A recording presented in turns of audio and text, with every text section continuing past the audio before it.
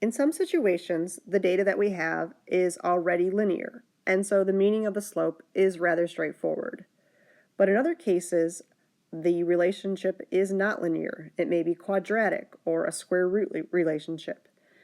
And so we must adjust the data so that a linear graph can be created, and this process is called linearizing the data. Before we get into that, let's take a look at some situations where the data would be linear and make sure we understand those types of slopes. So the equations that are listed below are all linear relationships, which means that if we measured two of the variables, we can find the third by looking at the slope of a line. For instance, if we have a graph of x versus t that looks something like this, okay, our graph is going to end up as a line, assuming that we have a constant velocity. And the slope of this line would be the speed or the velocity of the object. So the slope would equal the velocity. Now, if you're not seeing that right away, let's just take a closer look at the equation. Let me expand this a little bit so that we make sure we can see it. So when we take a look at the let me get this back up here. When we take a look at the equation, what we're doing here is we're putting this on the y-axis, we're putting the t on the x-axis, and then everything else, the v, ends up being our slope. And this fits, real similarly to our good old y equals mx plus b format or equation that we've learned about in math. Let's take a look at another one of these relationships. Okay, so if we are looking at data that is for a situation where maybe we're measuring force and acceleration, if we were to graph the force on the y-axis and the acceleration on the x-axis, our graph should end up linear, assuming that we have a constant mass. And the slope would tell us the value of that mass. So this could be a very indirect way of determining the mass of an object. One more example here. Here's one from the past here. Remember voltage and current and resistance from first year physics. So in this case, this was a lab that would have been done last year. So if we have a graph of voltage versus current, then the slope would have come out linear for a constant resistance. And so our slope would tell us the value of R. Okay, and that's because we're putting V on the y-axis. We're putting one of these two variables on the x-axis, in this case I, and so whatever is left is our slope. So now what if our relationship is not linear to start with? Well, we can linearize our data. We can do some mathematics on the data values themselves and actually create a different set where the graph will come out to be linear. It's very important, though, that we have an equation or a formula to start with, because that's what's going to guide our plan for linearizing the data.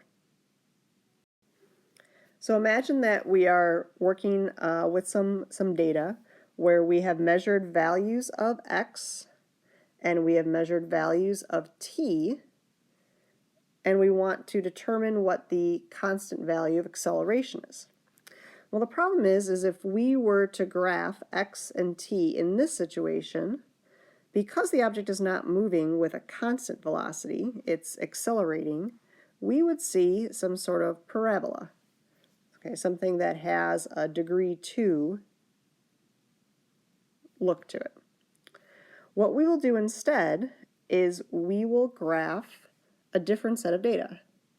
Instead of t and x, we would graph t squared and x. Okay, basically exactly what we see in the equation. Our t squared, would be measured in seconds squared, and our x's values would stay the same in meters. So these values would all stay the same as they were originally.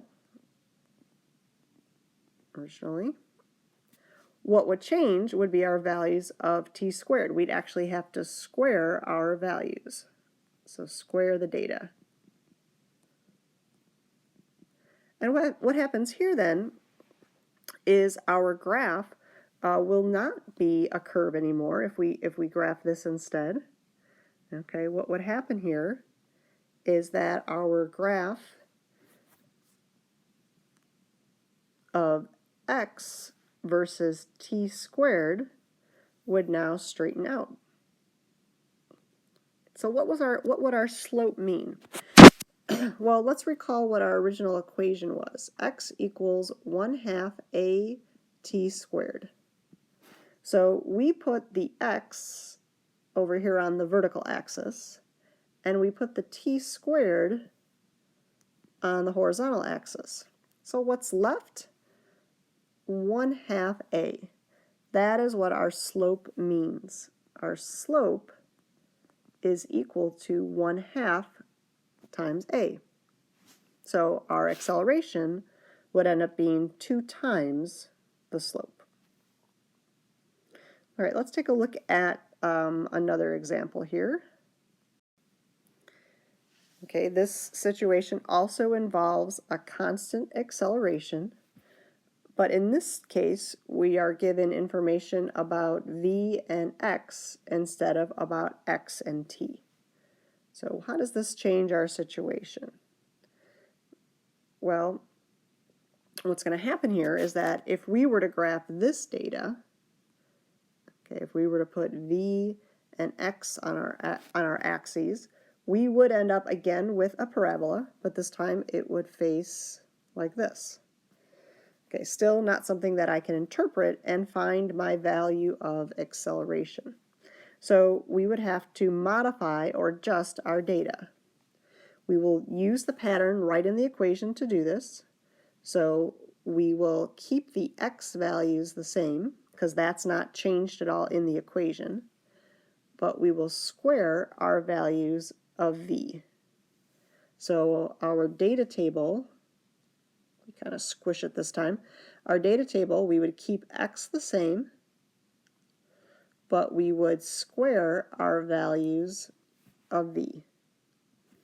And if we were to then create a new graph that had values of v squared on the vertical axis and x on the horizontal, our graph would straighten out.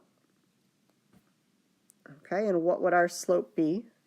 Well, remember that we put the v squared here, and we put the x here on the x-axis, so what's left? Well, what's left is 2a. So in this case, our slope would equal 2 times a, which means that our acceleration would be 1/2 of our slope. So again, you got to be very careful. The previous problem, our acceleration was twice the slope, and here our acceleration is 1/2 the slope. It's all guided by the equation.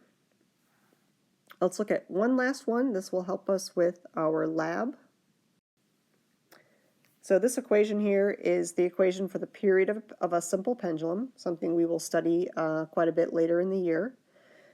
But if we were to graph this, we would get a square root function or square root graph. It would look something, just real quickly, it would look something like this. Okay, so that's not what we're looking for. We're looking for a situation where we have a linear graph so that we can figure out what g is. That's our goal. There's actually a couple ways that you could do this. One of the ways is to leave the equation exactly the way it is, but to maybe separate this a little bit. So I'm just going to rewrite this equation so I can see it a little bit more carefully as 2 pi over the square root of g times the square root of L. Now the reason why I did that is because t and L are my two variables that I started with. So I want to keep them sort of separate. I want to be able to see them separately in the equation. And what I would do then is I would create a data table where I would keep my t values the same, but I would take the square root of all my L values. And if I were to graph t along the vertical axis and square root of L here, now again, why did I choose that? It's based on my equation. This variable that's all by itself is what goes on the vertical axis, and then over here, next to what's going to be my slope, that is what goes on the x-axis. And again, this would end up being a linear relationship. What does my slope mean? Well, again, my slope is everything else in the equation. So this 2 pi over the square root of g is my slope. Now my slope is going to have a value when I use Excel or a hand graph, and I would just set up an equation and plug that number of my slope in, and then solve this equation for g. Now there is a second way of doing this problem. I'm not going to go through all the specifics, but let me just say that the starting point of it is to square the equation. So I would start by transforming this equation here into a new version where it's t squared equals 4 pi squared times L over g. Again, I'm going to move my g over here so that I can very clearly see my variables. I started with a t. It's going to have to be squared when I modify. And I started with values of L, which are going to stay the same. And when if I were to create this graph of t squared versus L, my slope would be a little bit different. My slope would equal this value instead. But again, I can still find that value of g. Again, this is called linearizing the data, a way of taking some sort of curved graph and transforming it into a linear graph that we can then analyze.